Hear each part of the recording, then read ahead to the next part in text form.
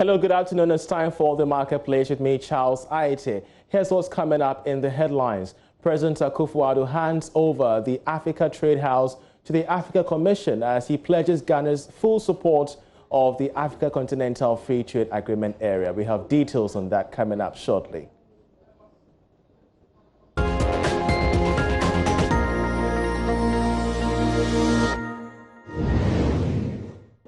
Hello once again. Now, President Akufo-Addo has challenged African countries that have not regularized their Africa Continental Free Trade Area membership to do so before the end of the year, handing over the headquarters of the Africa Continental Free Trade Agreement to the Secretary General. The President stated that this was much more necessary in ensuring the success of the entire program. I welcome all who are coming from beyond our shores to our picturesque, vibrant capital city of Accra, particularly the chairperson of the African Union Commission, His Excellency Musa Faki Mohammed. We are honored, sir, by your presence amongst us. I extend a hearty welcome, a word of welcome to you and all others, and I hope you're all enjoying your stay, the pandemic notwithstanding, amongst the people famed for their hospitality. When the African Union, AU, convened an extraordinary summit in Kigali, the capital of the Republic of Rwanda, on 21st March 2018, to adopt and sign the legal instruments for the establishment of the African Continental Free Trade Area, AfCFTA, there were many who did not believe African countries were ready to meet the required minimum threshold of 22 member state ratifications needed for the AfCFTA to come into effect. On 30th May 2019, a year later, after the minimum threshold was met, with Ghana and Kenya being the first to deposit on the same day their instruments of ratification with the AU Commission, the operational phase of the AfCFTA was launched as the agreement had become effective. A little over a month after this seminal event, we gathered in Niamey, capital of the Republic of Niger, on 7th July 2019, at the 12th extraordinary session of the Assembly of Heads of State and Government of the AU, where Ghana was selected by her peers to play host to the Secretariat of the African Continental Free Trade Area. Indeed, for a country generally acknowledged as the pioneer of modern Pan-Africanism, under the dynamic leadership of our first president, Kwame Nkrumah. Well, the president also believes that the trade agreement will accelerate the continent's technological, agricultural, and industrial growth.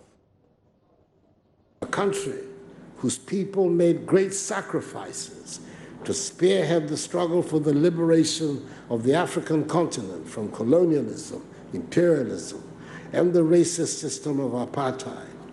This is the first time in our 63 years of nationhood and in the 57 years of the founding of the Organization of African Unity, OAU, the precursor to the AU, that we have the responsibility and privilege of hosting an important Pan-African institution.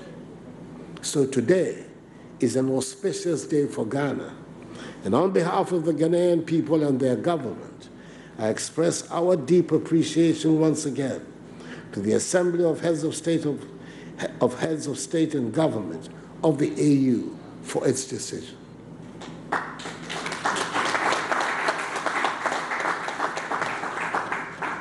I thank also my fellow Ghanaians, the first president of Ghana's Fourth Republic, His Excellency Jerry John Rawlings, the second president of the Fourth Republic, His Excellency John Agyekum Kufuor, former First Lady, Her Excellency Nana Konadu Agyeman Rawlings, the Asantehene Utumfuo Osei Tutu II, the Minister for Trade and Industry, Alan Kyerematen, who brilliantly led Ghana's efforts, and other officials of government for the diverse roles they played in helping to promote Ghana's successful bid. Excellencies, ladies and gentlemen, in Niamey, I assure that Ghana, as caretaker of the Secretariat, will put all the requisite facilities at its disposal so that it could run as a world-class organization. Indeed, as part of the hosting agreement, Ghana was requested by the Assembly to work with the AU Commission to ensure an expeditious and efficient process of establishing a permanent secretariat for the AfCFTA in Accra. Ghana has fully discharged all her obligations and commitments agreed with the AU Commission. And we are today handing over a fully furnished and befitting office space in a secured and easily accessible location within the business center of Accra as the permanent secretariat of the AfCFTA. We have provided also an appropriate furnished residential accommodation as the official residence of the Secretary General of the AfCFTA. I have no doubt that the coming into being of the African Continental Free Trade Area is one of the most important decisions taken by the AU. When you consider the fact that trade between African countries remains low, currently standing at some 16% of our combined GDP, compared to other parts of the world, like the European Union's 75%, it is obvious that these very low levels of intra-regional trade constitute one of the defining characteristics of our continuing poverty. They hinder our prospects of bringing prosperity to our peoples. A large part of the growth and prosperity that we seek on the continent will come from us trading more amongst ourselves. We in Ghana believe that an increase in trade is the surest way to deepen regional integration in Africa. Well, the programs manager for the Third World Network Africa, Sylvester Bagrom, has joined us via Zoom for more details on this development story. Hello, Sylvester. If you could hear me, many thanks for being with us here on the program. It is a historic day. Yes, we do know that the entire pact will take effect formally next year, but today is just a handing over of the Africa Trade House to the AU Commission. But help us understand what this could signify in terms of Africa's next step to a single market. Let me say good afternoon to your cherished listeners. Let me first of all commend the government of Ghana for lobbying for the Secretariat. We commend all the officials, the Minister of Trade and his team for what they have done. It is good. But I think what we have to focus on is beyond the Secretariat, what does it mean for the many people? Of course, the Secretariat can actually bring some jobs to Ghanaians in terms of administrative jobs, in terms of security, in terms of conference hosting, among others. And then, of course, they also have some kind of technical positions that will be filled, in the Secretariat. Beyond that, how does the AfCFTA benefit the many millions of Africans, Ghanaians in West African countries? This is where the problem is, and that's where I want to do my submission. And if you permit me, I will approach it in two ways. First of all, if you look at what they call the protocols on goods, that means you are trading goods across Africa. We have what we call the rules of origin. That is the passport of the product. What product can actually qualify as a Ghanaian or African product is one. Number two, how the selection is done in terms of the goods. And so I want to explain this so that it will be clear. First of all, in terms of the selection of the products, that is where the president talked about the agriculture and all that. We have 90%, 70%, and 3%. And let me explain. The 90% means that all products that are coming from the rest of Africa who are party to the agreement will enter duty-free, quota-free. It means that we are not going to charge duties on them when they come to the port. They just come in like that. They'll be treated as Ghanaian products. So that must be clear. Secondly, We also have an agreement, we have our 7% that they, in the wisdom of the technical people, that there's a need to protect these sectors. And so they are going to open up, but then they'll take much more time. And that is one of the dimensions. And third, there's what they call the 3%. For that one, they are not going to be excluded. Now, the point I'm trying to make is that this is a very good, we have gotten the secretary, it is very good, but how it will benefit the many Ghanaians and Africans across the country would depend on how the rules are defined and also depend on how the solution is done. And I'll explain a bit further. Let me give you an example. In the selection of the products, if you take a product like tomato, so if a tomato product is coming from Burkina Faso, or even come from Kenya, it enters a duty-free. If in terms of developing, we said, okay, well, for us to develop as a region, we need to protect tomato farmers. That is very clear. And then we protect the fresh tomato. Then there's a linkage question. We protect the fresh tomato. We need to ensure that if you add value to your product, which becomes tomato paste, we need to protect them. But what we have at the moment is that there's a disconnect between the 3% and the liberalization. And that's the key problem that people have raised, in the sense that if you actually just protect the tomato farmers and you leave out the tomato paste, in that case, people can just bring in the paste from Italy, and then they trade them around. That's very important. So the point is, what qualifies as a Ghanaian product would depend on how the rules are defined. Exactly. And, this remains a contentious matter. Of course, we did see last year, for instance, Nigeria had to delay in ratifying the agreement based on this specific matter of the rules of origin. As it stands now, the entire AfCFTA pact would have to go on next year without a clear-cut rules of origin as they adapt to the World Trade Organization's own. How much of a challenge do you think this could have moving forward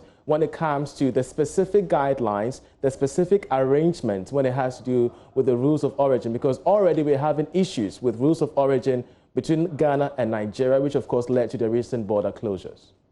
If the rules of origin are not finalized, we cannot implement the AfCFTA, because that is the passport of the product. And so if you cannot travel out of Ghana without a passport, so that's what I'm trying to say. So if the rules of origin are not finalized, then the AfCFTA cannot be operationalized. And so they are trying to find the rules of origin. But the point I'm making is that, we have some companies that are importing products. And so if you define the rules of origin so tightly, then it will disrupt their operation. That is key. Secondly, if you also define it so loosely, then it will be a conduit for non-African products flooding the Ghanaian and the West African and African market. So that is where the problem is. So how do we strike the balance there? There's this contention between how do you define the rules in such a way that the businesses that are already operating, they can actually continue with their business, and how do you also make sure that the defining of the rules is not a conduit for non-African products to flood the Ghanaian market and African market. That is key. And so what I offer is that in some jurisdictions, they offer what they call evolutionary rules of origin. And so we start by saying, well, we can open up lightly. Then when we try to get intermediate products within the region, then we tighten up the rules. That's how the way the linkages can be defined. And so that's how Ghanaians and Africans can benefit. Other than that, you can only be trading Chinese products or US products, and under the guise of African products. And business people are ready to do that. They can do that. Now, so many guys are concerned about the mistakes of the past and the successes of the future. How can we strike the balance and ensure that trade volumes and even the laws do not get affected moving forward? Let me give you an example, like the Ghanaian example. In terms of the Ghanaian example, we need to select the product. I will speak now. Most Ghanaians are not sure which products are going into that we are going to protect because of the influx of imports. I mean, most Ghanaians are not aware of it. And so the Ministry of Trade, even as we are so excited about the Secretariat, we need to have a conversation. What are the products that are key to our transformation? Just as the President said, if you don't define the technical level very well, then the statement that AfCFTA is a game changer for Africa's development, it cannot happen, because you need to push it, and then you can only have sound technical analysis at that level, and then you can actually give back into the political statement that we hear on AfCFTA. Very important. Other than that, we have the same situation. then people just import, let's say, milk from Norway, and then they turn them to sachet, and they are traded across West Africa and Central Africa. It's happening in Nigeria, it's happening in Central Africa. They just import the milk powder from Norway, and then they brand them and they trade them as Western products. In that way, the farmers and the whole local value chain will be disrupted, and that is a problem that we have to face, and we need to deal with it and deal with it properly, so that we have an AfCFTA, which is a very important pillar of Africa's integration. And one dimension, if you look at where this AfCFTA is coming from, it comes from the Abuja Treaty of Regional Integration. And if you look into that document, what is very important is the sectorial linkages. It's about production. If we don't produce, I'm sorry, AfCFTA cannot solve our problems. All right, just before I let you go in just a few minutes, Sylvester, already there are also concerns about the protectionist economies. We're having the likes of Nigeria, even South Africa, being protective of their own markets and their own produce as well. This has been of grave challenge to the drafters of this entire program, of this entire pact. How do you think we can move forward, having most of these big guys in the African region amidst the entire program? You see, not only in Africa, if you look in the US, and there's always a need to make sure that you have local champions. That's very important. And so you need to make sure that you have Ghanaian businesses that can actually take advantage of this, and you need to support them. And so you need to make sure that you look at the range of support that they need to be able to benefit from the AfCFTA. Other than that, if you don't have that, we have a problem. And just to talk about the Nigerian situation, we as ECOWAS, we are moving towards a custom union. And so if we are moving towards a custom union, it means that we need to agree on the products that we need to protect, and then the sector that we need to protect, and the sector that we need to open up. So if we have these problems among ourselves, it means that there is a problem with the logic, and we need to revisit the developmental logic that we implement. Sylvester, we're so grateful that you joined us for that fruitful discussion there. He's a programs officer at the Third World Network. Earlier this morning, the Secretary General of the Africa Continental Free Trade Agreement, Wamkele Mene, presented his credentials to the Foreign Affairs Ministry. Now, this formally gives him the purview to begin operations here in the Secretariat of the African Continental Free Trade Agreement. His presentation preceded the official handing over ceremony, which ended not long ago. Let's listen to him during his presentation, as well as that of the Foreign Affairs Minister, Shirley Ayoko-Botre. It's a pleasure to finally be able to be here. I think that the fact that Ghana has been awarded by the Assembly of Heads of States the right to host the one of the main flagship projects of the African Union, which is the AfCFTA Secretariat, speaks volumes about this country, the history of Pan-Africanism that would be incomplete without Ghana in the vanguard. And so it is an absolute honor for me to be the first Secretary General in Accra, in Ghana, consistent with that spirit of Pan-Africanism. I believe this is probably the most important AU institution, because from the very onset of the OAU to the AU, one of the key things on the agenda has been the trade, economic integration, and trade, intra-African trade. Because we all agree that this is what will propel us into the self-reliant, developed Africa that we all want. You're still watching The Marketplace with me, Charles Aite. We have more on the Continental Free Trade Agreement area after this break.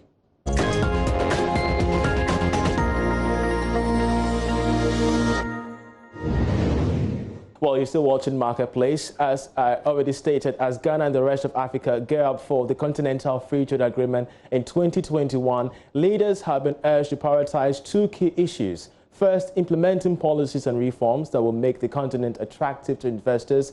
And second, dealing with the higher cost of lending, impeding the growth of SMEs. There is more on this development in this report. Former UK Cabinet Minister Paul Yeboahten says the success of the Continental Free Trade Agreement area will be based on reforms and strategies that will make the continent attractive to investors. Speaking ahead of the Africa Investment Risk and Compliance Summit, Paul Yeboahten explains that even though threats of COVID-19 could be a challenge, the continent must harness the opportunities that come with regional integration. Yes, the pandemic is a crisis. The world is in recession. Africa will not be and is not immune from either the pandemic or the global recession. But a crisis is both a challenge and an opportunity. And the pandemic in its way creates a unique opportunity, not least for small and medium-sized enterprises. So we have to make sure that there is startup capital for them, that there's a transparent and reliable regulatory environment that facilitates entrepreneurship and encourages investors. Even as the Continental Free Trade Agreement opens up for the free movement of goods and services, the emergence of a burgeoning entrepreneurial space questions Africa's preparedness to support SMEs to expand to meet global competition. Already, they are concerned over the high cost of lending. Ebenezer Onyegu is the Managing Director and CEO at Zenith Bank PLC. The issue of access to credits is being addressed. If the moment we have the African Continental Free Trade Zone, I expect them to draw up a framework that should guide various countries on the institutional support and framework required to give flesh and life to their initiatives. They also need institutional support and framework from the different countries. We need to have some reforms that will support the initiative they will come up with. Then, of course, they need the support of the private sector and the public sector altogether. So we need to see it as a completely African project. We need to see it as a project that will help us rejuvenate the African enterprise, the way we conduct ourselves, and let's achieve economies of scale. The theme of the conference is attracting and sustaining investments in Africa post-COVID-19, staying ahead of the compliance curve. Discussions during the summit will be focused on policy, business opportunities, and how to lower investment risks to expand the discourse and action in Africa. And that's it by way of the Marketplace with me, Charles Aite. For me and the rest of the team, many thanks for watching.